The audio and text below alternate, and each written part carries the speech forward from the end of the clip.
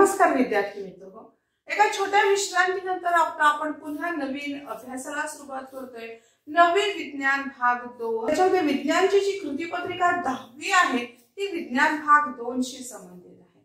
त्यामुळे 10 पासून आपण सुरुवात करतोय की जी 8वीतलं प्रकरण पहिलं आहे सजीव सृष्टी व सजीवांचे वर्गीकरण, याच्यावरती हे प्रकरण ही कृतीपत्रिका अवलंबून आहे। या प्रकरणामध्ये या पहिल्या प्रकरणामध्ये आपल्याला जे सजीवांचं वर्गीकरण दिलेलं आहे, डॉक्टर आर.एच. विटाकर यांचे जे पंचसृष्टीचे जे वर्गीकरण आहे, या वर्गीकरणाचा अभ्यास आपण आज करणार आहोत।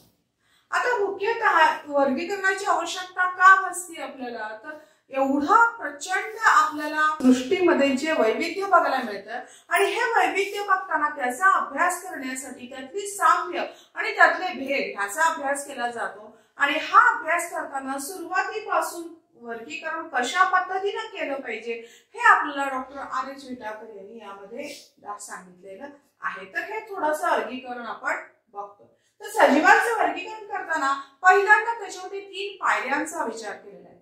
पहिली पायरी जी आहे ती त्या पेशीमध्ये असलेली जटिलता कशा प्रकारची आहे त्या पद्धतीने। उदाहरणार्थ सजीवांचं पहिल्या पायरीनुसार असलेलं जे वर्गीकरण आहे आदिकेंद्रकी आणि दृश्य केंद्रकी। आता आदिकेंद्रकी म्हणजे काय आहे की यामध्ये जो केंद्रक आहे त्याच्यावरती काय आहे, त्याच्यावरती पटल नाही, पटलबद्ध तो केंद्रक नाही। या उलट दृश्य केंद्रकी आहे की त्याच्यामध्ये असणारा केंद्रक किंवा इतर जी अंगक आहेत त्यावरती पटल म्हणजे दुहेरी आवरण ही त्याच्यावरती आहे। आणि हे जे वर्गीकरण सगळं आहे हे कशा पद्धतीने, हे उत्क्रांतीच्या पद्धतीने, म्हणजे सुरुवातीला जे निर्माण झालेले आहे ते आपण आपल्या डाव्या बाजूला बघायला मिळतात आणि जसं आपण उजव्या बाजूला जाणार आहोत तसं त्याच्यामध्ये होणारी उत्क्रांती आणि उत्क्रांतीच्या अनुषंगाने आपल्याला हे सगळं बघायला मिळतं। आदिकेंद्रकी यामध्ये असणारा जो केंद्रक आहे त्याच्यावरती दुहेरी पटल नाही किंवा इतर जी अंगक आहेत ह्याच्यावरती सुद्धा दुहेरी पटल नाही। मुख्य म्हणजे काय आहे, म्हणजे सुरुवातीच्या काळात निर्माण झालेला आहे आणि नंतर जशी उत्क्रांती झाली आहे तसं दृश्य केंद्रकी याच्यावरती पटल, दुहेरी पटल, केंद्रकावरती दुहेरी पटल आहे। अंगकांवरती सुद्धा काय आहे, अंगके म्हणजे आपल्याला माहिती आहे तंतुकणिका असेल किंवा केंद्रक जे आहे त्याच्यावरती दुहेरी आवरण आहे, तंतुकणिका आहे त्याच्यावर दुहेरी आवरण आहे, क्लोरोप्लास्ट आहे त्याच्यावरती, या सगळ्यावरती दुहेरी आवरण हे दृश्य केंद्रकीमध्ये आपल्याला बघायला मिळतं। हरित लवकांमध्ये आपल्याला हे दुहेरी आवरण बघायला मिळतं। आता आदिकेंद्रकीमध्ये असणारे सगळे जे सजीव आहे कसे, हे एकपेशीय आहे। म्हणजे एक टप्पा हा आपण बघितला की याच्यामध्ये पेशीची जटिलता आपण बघितली, सरळ पेशी आणि जटिल पेशी, हा पहिला टप्पा झाला। दुसरा टप्पा आहे सजीवांमध्ये असणारी जटिलता। सजीवांमध्ये म्हणजेच काय आहे की सुरुवातीला ही जटिलता कमी होती आणि हळूहळू काय ही जटिलता वाढत गेलेली आहे की जटिलता कमी आहे, एकपेशीय शरीरच एका पेशीपासून असेल तर त्याच्यामध्ये काय आहे जटिलता ही कमी असते। त्यामुळे आदिकेंद्रकीमध्ये सगळे जे सजीव येतात हे एकपेशी आहे। आणि उदाहरणार्थ सगळे सृष्टी, पहिल्या सृष्टीचा अभ्यास इथं आपल्याला लक्षात येतो तो म्हणजे सृष्टी मोनेरा। सृष्टी मोनेरामध्ये कोणकोणते सजीव येतात हे आता तुम्हाला स्क्रीनवरती दिसेल।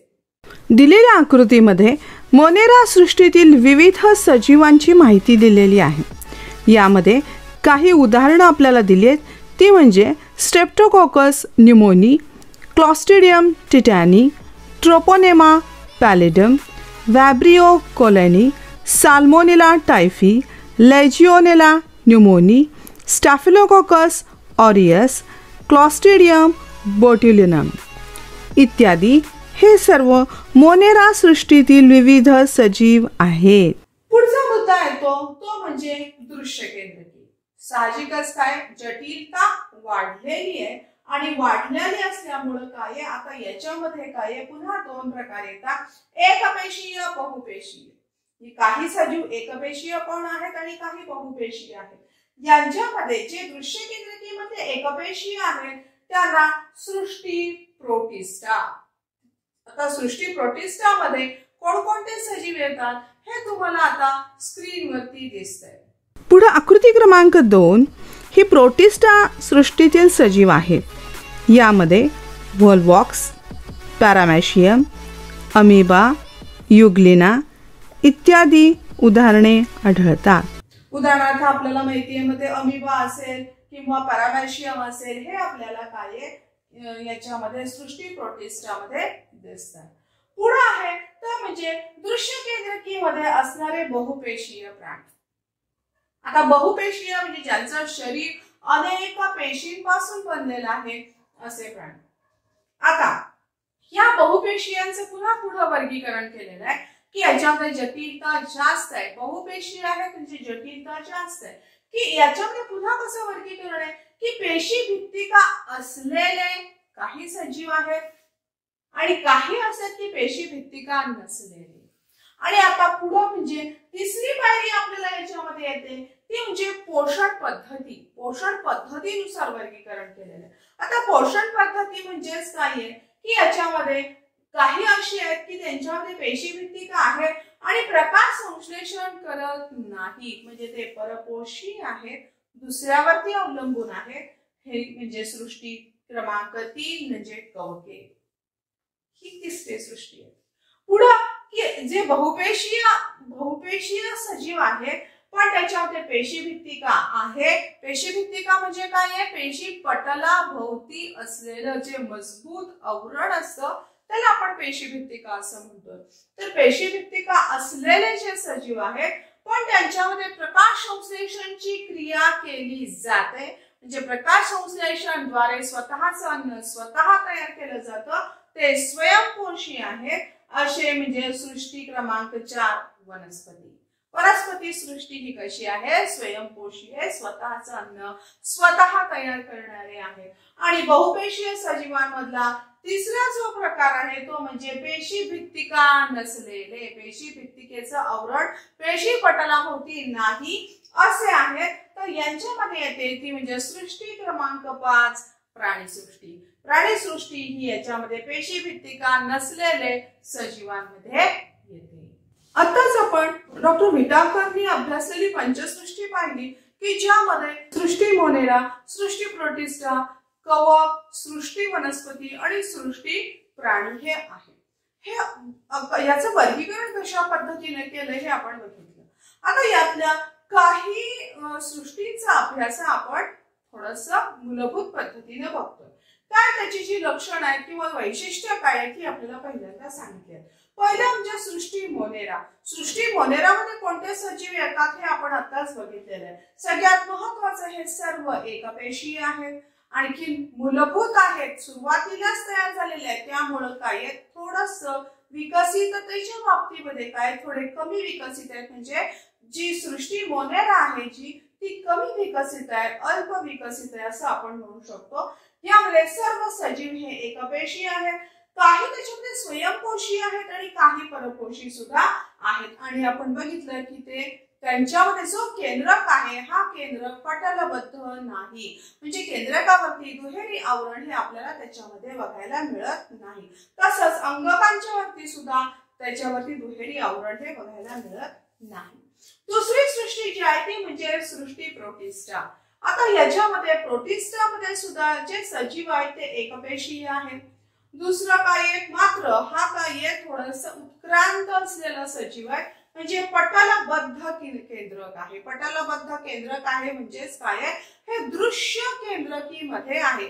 आपण जर वर्गीकरण नीट बघितलं असेल तर काय हा दृश्य केंद्रकीमध्ये येणारा सजीव आहे. त्यामुळे केंद्रक हा काय दुहेरी आवरण त्याच्यावरती आहे. याशिवाय याच्यामध्ये येणारे जे सजीव आहेत हे प्रजननासाठी, प्रजनन म्हणजे हालचाल करण्यासाठी त्यांना विविध काय छद्म पारुदळ अमिबाची जर आपण आकृती बघितली तर अमिबा हालचाल करण्यासाठी छद्मपाद याचा उपयोग करतो. एकपेशीय आहे पण म्हणजेच काय खोटे खोटे पाय तो तयार करतो आणि त्याच्या पद्धतीने हालचाल करतो. अमिबाला छद्मपाद असतात. काही सजीवांच्या मध्ये रोमके असतात. उदाहरणार्थ पॅरामेशियम सारखा सजीव जर आपण बघितला तर त्याच्या हे पॅरामेशियम या सजीवाच्या वरती केसासारखे जे आवरण आहे याला रोमक असं म्हटलं जातं आणि त्याचा उपयोग हा प्रजननासाठी केला जातो. यानंतर प्लाझ्मोडियम. प्लाझ्मोडियम सारखे सजीव आहेत त्यांच्यामध्ये कशाभिका आहे. कशाभिका मिशाप्रमाणे जशा झुरळाला मिशा असतात तसं प्लाझ्मोडियमला सुद्धा काय कशा भीका असतात आणि त्याद्वारे त्यांचं प्रचलन म्हणजेच हालचाल ही होत असते. तर आपण आतापर्यंत सृष्टी मोनेरा, सृष्टी प्रोटिस्टा हे बघितलं. आता आपण तिसरी सृष्टी बघतो म्हणजे सृष्टी कवके. आता सृष्टी कवके यांचा विचार करता ह्या परपोषी आहेत. परपोषी आहेत कारण त्या असंश्लेषी स्वतःच अन्न स्वतः तयार करत नाहीत आणि म्हणून त्या परपोषी आहेत. स्वतःच्या पोषणासाठी दुसऱ्यावरती अवलंबून आहेत. आणि दृश्य केंद्रकी त्याचाच अर्थ काय की त्याच्यामध्ये केंद्रकावरती दुहेरी आवरण आहे, त्याला आपण दृश्य केंद्रकी म्हटले. सर्व अंगकांच्या वरती काय आहे, दुहेरी आवरण हे आपल्याला बघायला मिळतं. मृतोपजीवी आहेत. ही कवकं जी कशी आहेत, ही मृतोपजीवी आहेत. मृतोपजीवी आहेत म्हणजेच काय, मेलेले जे सजीव आहेत त्याच्यावरती अवलंबून आहेत. कुजलेल्या कार्बनी पदार्थावर जगतात. आपल्याला माहितीये जर शेण तसंच पडलं तर कालांतराने त्याच्यावरती पण भूछत्र येतात. खतं असतील तर त्या शेणखतावरती काय भूछत्र वगैरे येतात. म्हणजे भूछत्र म्हणजे काय, हे कवकच आहे. तर अशा पद्धतीने कुजलेल्या कार्बनी पदार्थावरती हे जगत असतात. पेशी भित्तिका कायटिन पासून. आता पेशी भित्तिका म्हणजे आपल्याला माहितीये पेशी पटला भोवतीचं जे आवरण आहे त्याला आपण पेशी भित्तिका म्हणतो. पेशी भित्तिका आहेत आणि ते कशापासून बनलेले आहेत तर कायटिन पासून बनलेले आहेत. तर कायटिन हे काय, एक प्रकारची शर्करा आहे जी जटिल शर्करा आहे, त्याच्यापासून कायटिन हे बनलेलं असतं. काही तंतुरूपी जे कवक आहेत म्हणजे काही कवक हे तंतुरूपी पण आहेत आणि त्यांच्या पेशीद्रव्यात केंद्रके असतात. पेशीद्रव्य जे आहे त्या पेशीद्रव्यात केंद्रके असतात. उदाहरणार्थ कवकांची काही उदाहरणं आपल्याला दिली ते म्हणजे किण्व, बुरशी आणि ऍस्परजिलस. अशा पद्धतीनं ही आपल्याला काही उदाहरणं आणि थोडीशी कवक सृष्टीची ओळखी दिलेली आहे. नेमकी कोणकोणती कवकची काही उदाहरणं ही तुम्हाला स्क्रीनवरती दिसतात. आकृती क्रमांक 3 ही कवक सृष्टीशी संबंधित आहे. अर्थात बुरशी म्हणजेच म्युकरची आकृती ही स्पष्ट केलेली आहे. ठीक आहे, इथं आपण कृतीपत्रिका क्रमांक 10 आपण संपवतोय. तर घरामध्ये थांबा, आपल्या घरातल्या मोठ्या माणसांची काळजी घ्या, त्यांना लसीकरणाला उपयुक्त करा आणि आरोग्यपूर्ण जीवन जगा. अर्थात आपल्याला अभ्यास करायचा आहे आणि त्यामुळं आपलं फुल कॉन्सन्ट्रेशन हे अभ्यासावरच ठेवा.